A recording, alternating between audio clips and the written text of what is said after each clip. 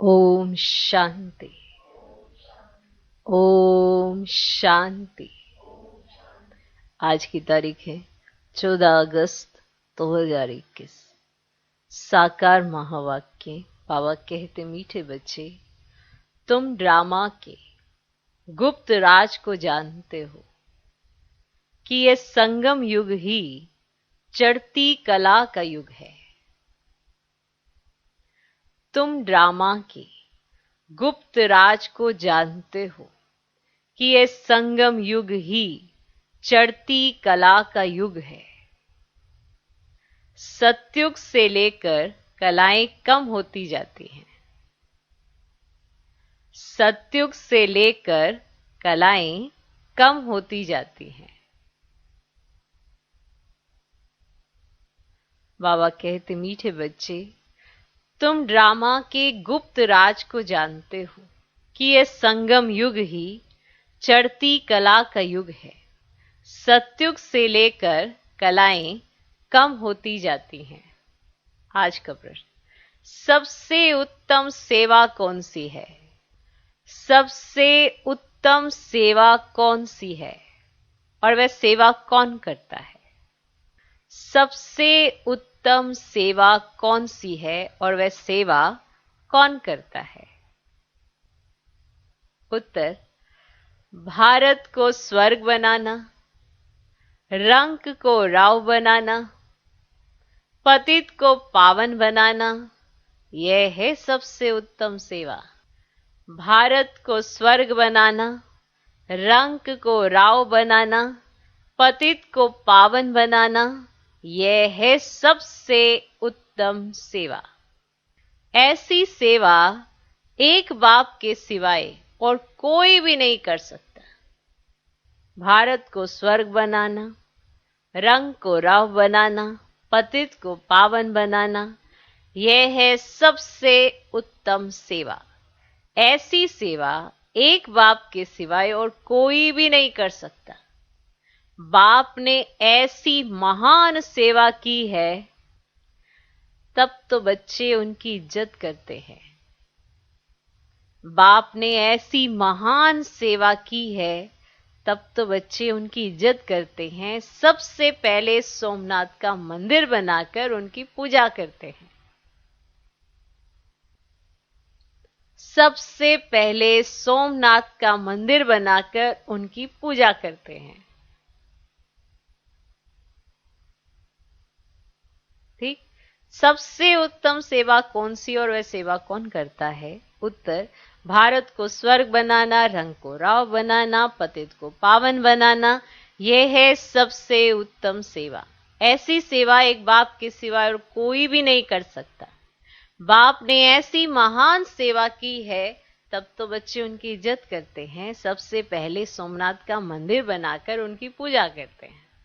आज का गीत है, आखिर वह दिन आया आज। ओम शांति। मीठे मीठे रूहानी बच्चों ने ये गीत सुना। जैसे आत्मा गुप्त है और शरीर प्रत्यक्ष है। आत्मा गुप्त है ना शरीर में, और शरीर प्रत्यक्ष है। आत्मा इन आंखों से देखने में नहीं आती है, इनकॉग्निटो है जरूर, परंतु इस शरीर से ढकी हुई है। इसीलिए कहा जाता है आत्मा गुप्त है। आत्मा खुद कहती है, मैं निराकार हूं, यहां साकार में आकर गुप्त बनी हूं मैं निराकार, पर साकार में आकर गुप्त बनी हूं। आत्माओं की निराकारी दुनिया है, वहां तो गुप्त की बात नहीं। परम पिता परमात्मा भी वहां रहते हैं। उनको कहा जाता है सुप्रीम, ऊंच ते ऊंच आत्मा। परे ते परे रहने वाला है परम पिता परमात्मा। बाप कहते, जैसे तुम गुप्त हो, मुझे भी गुप्त आना पड़े। मैं गर्भ जेल में नहीं आता, मेरा नाम एक ही शिव चला आता है। मैं इसमें आता हूं तो मेरा नाम नहीं बदलता। इनकी आत्मा का जो शरीर है, उनका नाम बदलता है। मुझे तो शिव ही कहते हैं, सभी आत्माओं का बाप। तो तुम आत्माएं इस शरीर में गुप्त हो, इस शरीर द्वारा कर्म करती हो, मैं भी गुप्त हूं। तुम बच्चों को ये ज्ञान अब मिल रहा है कि मैं आत्मा इस शरीर से ढकी हुई हूं। आत्मा है इनकॉग्निटो, शरीर है कॉग्निटो। मैं भी अशरीरी हूं। बाप इनकॉग्निटो इस शरीर द्वारा सुनाते हैं, तुम भी इनकॉग्निटो हो, शरीर द्वारा सुनते हो। तुम जानते हो बाबा आया हुआ है। बाप आते हैं भारत को फिर से गरीब से साहूकार बनाने। तुम कहेंगे हमारा भारत गरीब है, सब जानते हैं, परंतु उनको कोई पता ही नहीं कि हमारा भारत साहूकार कब था, कैसे था। तुम बच्चों को बहुत नशा है, हमारा भारत तो बहुत साहूकार था, दुख की बात ही नहीं थी। सतयुग में दूसरा कोई धर्म ही नहीं था, एक ही देवी देवता धर्म था, ये किसको पता ही नहीं है। ये जो वर्ल्ड की हिस्ट्री ज्योग्राफी है, ये कोई नहीं जानते हैं। अभी तुम अच्छी रीति समझते हो हमारा भारत बहुत साहूकार था, अभी बहुत गरीब है। अब फिर बाप आए हैं साहूकार बनाने। भारत सतयुग में बहुत साहूकार था, जबकि देवी देवताओं का राज्य था। फिर राज्य कहां चला गया, कहां चला गया, ये कोई नहीं जानते। ऋषि मुनि आदि भी कहते हैं हम रचता और रचना को नहीं जानते। बाप कहते हैं सतयुग में इन देवी देवताओं को रचता रचना का ज्ञान नहीं था, आदि मध्य अंत को नहीं जानते। अगर उन्हों को ये ज्ञान हो कि हम सीढ़ी उतरते रसातल में जाएंगे तो बादशाही का सुख भी ना रहे, चिंता लग जाए, है ना। कि अगर ये पता हो कि सीढ़ी उतरेंगे तो बादशाही का नशा भी ना रहे, सुख ही सारा चला जाए। अभी तुमको चिंता लगी हुई है कि हम तमो प्रधान से सतो प्रधान कैसे बने। हम आत्माएं जो निराकारी दुनिया में रहती थी, वहां से फिर कैसे सुखधाम में आई, ये भी ज्ञान है। हम अभी चढ़ती कला में हैं, ये 84 जन्मों की सीढ़ी है, इसके बीच में क्या होता है ये भी तुम जानते हो। सतयुग में सब तो नहीं आएंगे। ड्रामा अनुसार हर एक एक्टर नंबरवार अपने अपने समय पर आकर पार्ट बजाएंगे। अभी तुम बच्चे जानते हो गरीब निवाज किसको कहा जाता है, दुनिया नहीं जानती। गीत में भी सुना आखिर वे दिन आया आज, ये सब है भक्ति। भगवान कब आकर हम भक्तों को इस भक्ति मार्ग से छुड़ाए सदगति में ले जाते हैं, यह भी समझा है। राम राज्य रावण राज्य किस चीज का नाम है, यह भी कोई मनुष्य नहीं जानते। अभी तुम बच्चे समझते हो बाबा फिर से आ गया है इस शरीर में। शिव जयंती भी मनाते हैं तो शिव जरूर आते हैं, ऐसे भी नहीं कहते मैं कृष्ण के तन में आता हूं, नहीं। बाप कहते हैं कृष्ण की आत्मा ने 84 जन्म लिए हैं, जो पहले नंबर में था वे अब अंत में है। तत् तुम, मैं तो आता ही हूं साधारण तन में, तुमको आकर बतलाता हूं तुम कैसे 84 जन्म भोगते हो। मैं साधारण तन में आता हूं और तुमको आके बताता हूं कि तुम कैसे 84 जन्म भोगते हो। इस समय देवता धर्म का तो एक भी अपने को समझते नहीं है, क्योंकि सत्यु को बहुत दूर ले गए हैं। कल्प की आयु लाखों वर्ष लिख दी है। वास्तव में ड्रामा की हिस्ट्री तो बहुत छोटी है, इसमें कोई धर्म की 500 वर्ष की, कोई की 2500 वर्ष की हिस्ट्री है। तुम्हारी हिस्ट्री है 5000 वर्ष की। देवता धर्म वाले ही स्वर्ग में आएंगे, और धर्म तो आते ही बाद में है। देवता धर्म वाले ही और धर्मों में कन्वर्ट हो गए हैं। ड्रामा अनुसार फिर भी ऐसे ही कन्वर्ट हो जाएंगे, फिर अपने अपने धर्म में लौट कर आएंगे। बाप समझाते हैं बच्चे तुम तो विश्व के मालिक थे, तुम अभी समझते हो बाबा स्वर्ग की स्थापना करने वाला है, तो हम क्यों नहीं स्वर्ग में होंगे। बाप से हम स्वर्ग का वर्षा जरूर लेंगे, लेंगे ना। तो इससे सिद्ध होता है कि हमारे धर्म का है, जो नहीं होगा वे आएंगे ही नहीं। कहेंगे पराये धर्म में क्यों जाएं। तुम बच्चे जानते हो सतयुग नई दुनिया में देवताओं को बहुत सुख थे, सोने के महल थे, जानते हो? सोमनाथ के मंदिर में कितना सोना था, ऐसा कोई दूसरा मंदिर होता ही नहीं। उसमें बहुत हीरे जवाहरात थे। बोध आदि के कोई हीरे जवाहरातों के महल नहीं होंगे। देखो, खुद सोचो। तुम बच्चों को जिस बाप ने इतना ऊंचा बनाया है, उनकी तुमने कितनी इज्जत रखी है। जो अच्छा कर्म करके जाते हैं उनकी इज्जत रखी जाती है। अभी तुम जानते हो सबसे अच्छे कर्म पतित पावन बाप ही आकर करके जाते हैं। सुना?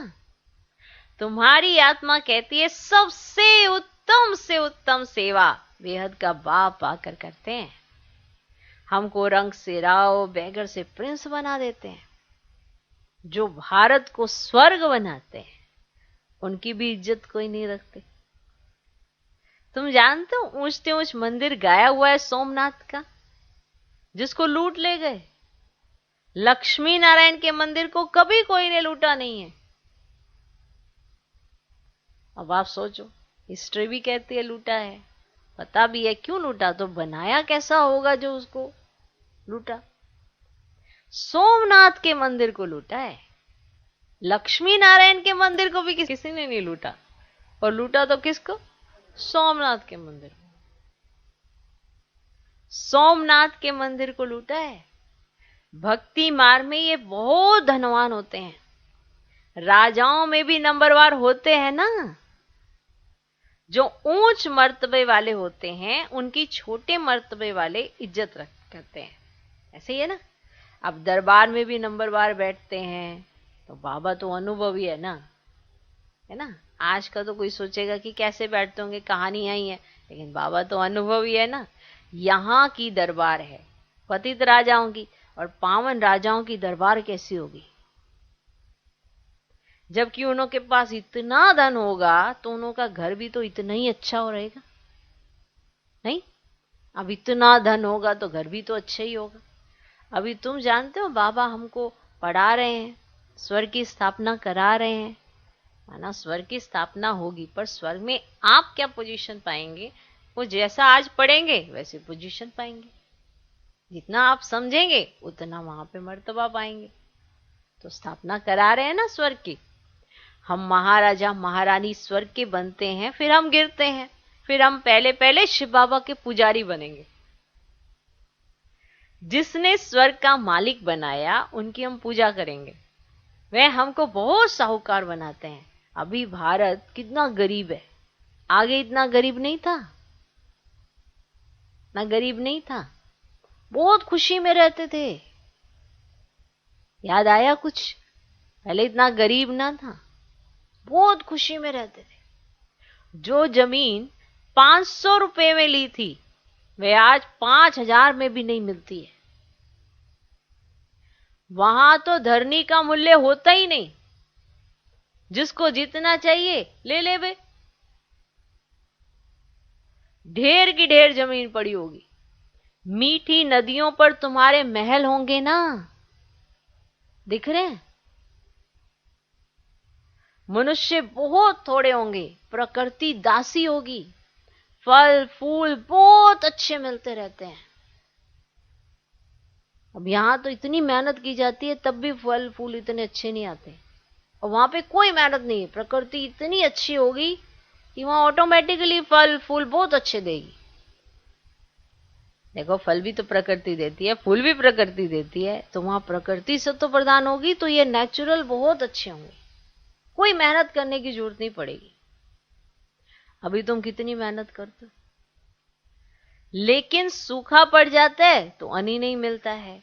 तो गीत सुनने से तुम्हारे रोमांच खड़े हो जाने चाहिए। बाप को गरीब निवाज कहते हैं। अब अर्थ समझा ना? किसको साहूकार बनाते हैं? जरूर यहां जो आएंगे उनको साहूकार बनाएंगे ना। तुम बच्चे जानते हो हमको पावन से पतित बनने में 5000 वर्ष लगे। अभी फिर फट से बाबा पतित से पावन बनाते हैं, ऊंच से ऊंच बनाते हैं। 1 सेकंड में जीवन मुक्ति मिल जाती है। कहते हैं बाबा हम आपके हैं। बाप कहते हैं बच्चे तुम विश्व के मालिक बनो। बच्चा पैदा हुआ और वारिस बना, कितनी खुशी होती है। लेकिन बच्ची को देख चेहरा ही उतर जाता है। यहाँ तो सभी आत्माएं बच्चे हैं। हम स्वर्ग के मालिक बन गए, अभी पता पड़ा है कि हम 5000 वर्ष पहले स्वर्ग के मालिक थे। बाबा ने ऐसा बनाया था। शिव जयंती भी मनाते हैं, परंतु ये नहीं जानते कि वे कब आया था। लक्ष्मी नारायण का राज्य कब था, कुछ नहीं जानते। वास्तव में भारत की आबादी तो सबसे बड़ी होनी चाहिए। बताओ, सबसे बड़ी होनी चाहिए ना। भारत की जमीन भी सबसे बड़ी होनी चाहिए। लाखों वर्ष हो फिर तो बहुत जमीन चाहिए। सारी दुनिया की भी जमीन पूरी ना हो, लाखों वर्ष में तो कितने मनुष्य पैदा हो जाते, अनगिनत मनुष्य हो जाते। इतने तो है ही नहीं। अब ये सब बातें बाप बैठ समझाते हैं। मनुष्य समझते हैं कि ऐसा नहीं है, और जब वो ये सुनते हैं तो कहते हैं ये बातें तो कब नहीं सुनी, ना कोई शास्त्रों में पढ़ी, ये तो वंडरफुल बातें हैं। अभी तुम बच्चों की बुद्धि में सारे चक्र की नॉलेज है। ये बहुत जन्मों के अंत में अब पतित आत्मा है, जो सतो प्रधान था सो अब तमो प्रधान है, फिर सतो प्रधान बनना है। तुम आत्माओं को अब शिक्षा मिल रही है। आत्मा शरीर द्वारा सुनती है तो शरीर झूलता है, ऐसे करता है ना, क्योंकि आत्मा सुनती है ना। बरोबर हम आत्मा ने 84 जन्म लिए हैं, 84 माँ बाप जरूर मिले होंगे। ये भी हिसाब है ना, बुद्धि में आता है 84 जन्म लेते हैं, फिर और कमती जन्म वाले भी होंगे। मिनिमम मैक्सिमम का हिसाब होगा ना। तो बाप बैठ समझाते हैं शास्त्रों में तो क्या क्या लिख दिया है। तुम्हारे लिए तो फिर भी 84 जन्म कहते हैं, मेरे लिए तो अनगिनत बेशुमार जन्म कह दिया है। कन कन में बस जिधर देखता हूं तू ही तू, तू ही तू। कृष्ण ही कृष्ण है। मथुरा वृंदावन में कहते हैं कृष्ण सर्वव्यापी है। राधे पंथ वाले फिर कहेंगे राधे ही राधे, कहेंगे हम राधा स्वामी हैं, कृष्ण स्वामी और हैं। वे राधे को मानते हैं, जिधर देखता हूं राधे ही राधे, तुम भी राधे हम भी राधे। अब बाप बैठ समझाते हैं बरोबर मैं गरीब निवाज हूं ना। भारत ही सबसे साहूकार था, अभी सबसे गरीब बना है, इसलिए मुझे भारत में ही आना पड़ा। ये बना बनाया ड्रामा है, इसमें जरा भी फर्क नहीं हो सकता है। ये यूज ड्रामा है। ड्रामा जो शूट हुआ वे हूबहू रिपीट होगा। ड्रामा का भी पता होना चाहिए। ड्रामा माना ड्रामा, ड्रामा माना ड्रामा। वह होता है हद का ड्रामा और यह है वेद का ड्रामा। अब इसके आदि मध्य अंत को कोई नहीं जानते, तो गरीब निवाज निराकार भगवान को ही मानेंगे, कृष्ण को नहीं मानेंगे। कृष्ण तो धनवान सत्यु का प्रिंस बनता है। अब भगवान को तो अपना शरीर ही है नहीं। वे आकर तुम बच्चों को धनवान बनाते हैं, तुमको राज्यों की शिक्षा देते हैं। वह भी पढ़ाई से बैरिस्टर आदि बनते हैं, फिर कमाई करते हैं। बाप भी तुमको अभी पढ़ाते हैं। तुम भविष्य में नर से नारायण बनते हो। तुम्हारा जन्म तो होगा ना, ऐसे तो नहीं स्वर्ग कोई समुद्र से निकल आएगा। कृष्ण ने भी जन्म लिया ना। कंसपुरी आदि तो उस समय थी नहीं। कृष्ण का कितना नाम गाया जाता है, उनके बाप का नाम ही नहीं। उनका बाप कहाँ है? जरूर राजा का बच्चा होगा ना। वहां बड़े राजा के घर में जन्म होता है, परंतु वह पतित राजा होने के कारण उनका नाम थोड़े ही होगा। कृष्ण जब है तब थोड़े पतित भी रहते हैं। जब वे बिल्कुल खल्लास हो जाते हैं तब वे गद्दी पर बैठते हैं, अपना राज्य ले लेते हैं। तब ही उनका संवत शुरू होता है। लक्ष्मी नारायण से संवत शुरू होता है। तुम पूरा हिसाब लिखते हो, इनका राज्य इतना समय, फिर इनका इतना समय, तो मनुष्य समझेंगे ये तो कल्प की आयु बड़ी हो ही नहीं सकती। अगर पूरा प्रॉपर लिखते हो तो 5000 वर्ष का पूरा हिसाब है। अच्छा, क्या? अच्छा। मीठे मीठे सिकिलधे बच्चों प्रति माता पिता बाप दादा का याद प्यारो गुड मॉर्निंग। रूहानी बाप की रूहानी बच्चों को नमस्ते। हम रूहानी बच्चों की भी रूहानी बाप को नमस्ते नमस्ते नमस्ते। Good morning good morning good morning. धारणा के लिए मुख्य सार। पहला पॉइंट, रचयिता और रचना का ज्ञान बुद्धि में रख सतो प्रधान बनने का पुरुषार्थ करना है। रचयिता और रचना का ज्ञान बुद्धि में रख सतो प्रधान बनने का पुरुषार्थ करना है। बस एक ही चिंता रखनी है कि हमें सतो प्रधान जरूर बनना है। बस एक ही चिंता रखनी है कि हमें सतो प्रधान जरूर बनना है। दूसरा पॉइंट, इस बेहद के ड्रामा को बुद्धि में रख अपार खुशी में रहना है। इस बेहद के ड्रामा को बुद्धि में रख अपार खुशी में रहना है। बाप समान इज्जत पाने के लिए पतितों को पावन बनाने की सेवा करनी है। इस बेहद के ड्रामा को बुद्धि में रख अपार खुशी में रहना है। बाप समान इज्जत पाने के लिए पतितों को पावन बनाने की सेवा करनी है। इस बेहद के ड्रामा को बुद्धि में रख अपार खुशी में रहना है। बाप समान इज्जत पाने के लिए पतितों को पावन बनाने की सेवा करनी है। आज का वरदान, एवर रेडी बन। हर परिस्थिति रूपी पेपर में फुल पास होने वाले एवर हैप्पी भव। एवर रेडी बन। हर परिस्थिति रूपी पेपर में फुल पास होने वाले एवर हैप्पी भव। एवर रेडी बन। हर परिस्थिति रूपी पेपर में फुल पास होने वाले एवर हैप्पी भव। जो एवर रेडी हैं उन्हों का प्रैक्टिकल स्वरूप एवर हैप्पी होगा। जो एवर रेडी हैं उन्हों का प्रैक्टिकल स्वरूप एवर हैप्पी होगा। कोई भी परिस्थिति रूपी पेपर व प्राकृतिक आपदा द्वारा आया हुआ पेपर, परिस्थिति रूपी पेपर व प्रकृति आपदा द्वारा आया हुआ पेपर व कोई भी शारीरिक कर्म भोग रूपी पेपर आ जाए, इन सब प्रकार के पेपर्स में फुल पास होने वाले को ही एवर रेडी कहेंगे। इन सब प्रकार के पेपर्स में फुल पास होने वाले को ही एवर रेडी कहेंगे। जैसे समय किसके लिए रुकता नहीं, ऐसे कभी कोई भी रुकावट रोक न सके। माया के सूक्ष्म व स्थूल विघ्न एक सेकंड में समाप्त हो जाएं, तब एवर हैप्पी रह सकेंगे। जो एवर रेडी हैं उन्हों का प्रैक्टिकल स्वरूप एवर हैप्पी होगा।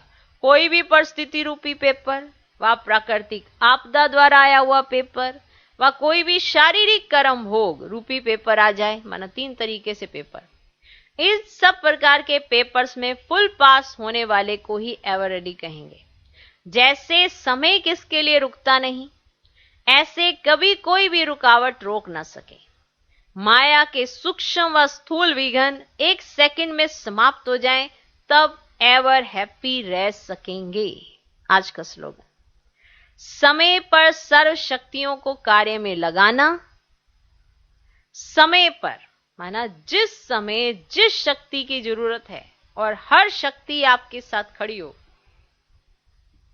यानी समय बीत जाने पर आपको सहन शक्ति याद आए, समय बीत जाने पर आपको सामना करने की शक्ति याद आए, समय बीत जाने पर आपको सहयोग की शक्ति याद आए, समय बीत गया तब आपको परखने की शक्ति याद आई। अब निर्णय कहां से करें? समय बीत जाने के बाद नहीं, समय पर सर्व शक्तियों को कार्य में लगाना अर्थात मास्टर सर्वशक्तिमान बनना। समय पर सर्व शक्तियों को कार्य में लगाना अर्थात मास्टर सर्वशक्तिमान बनना। ओम शांति